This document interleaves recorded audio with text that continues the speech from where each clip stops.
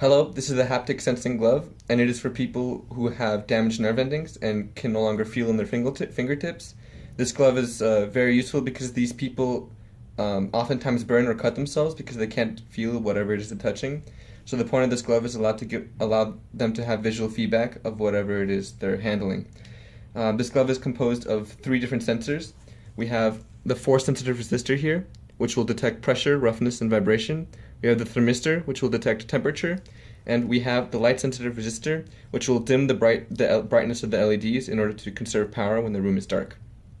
So this LED displays pressure, so you can see when I press hard on the pressure sensor, it goes to red.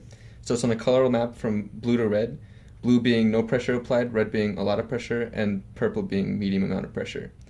You can see here is the vibration and roughness LED indicator. So when I vibrate my fingers, you can see it gets darker, more purplish color. So this basically indicates the amount of vibrational activity on the surface.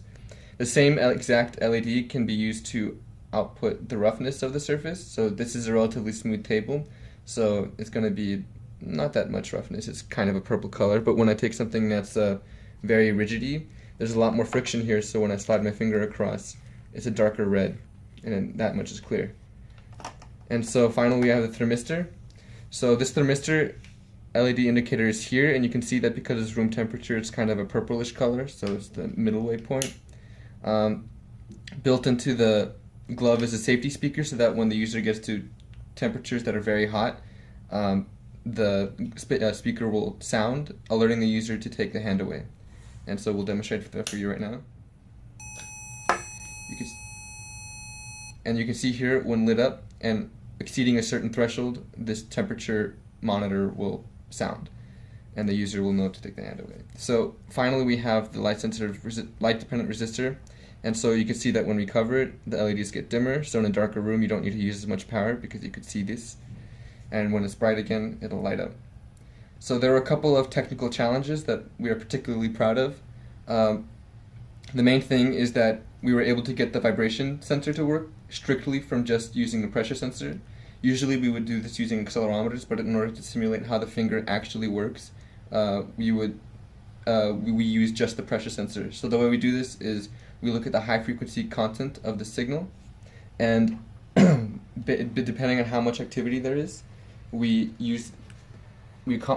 map this on a scale of from 0 to 1. Speaking of this scale, the way we're outputting information to the LEDs is using the pulse width modulation channel outputs.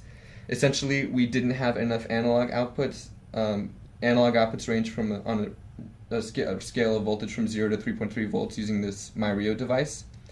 But we were able to simulate different brightnesses of LEDs by changing the duty cycle with square wave, and this was done using the pulse width channel modulators.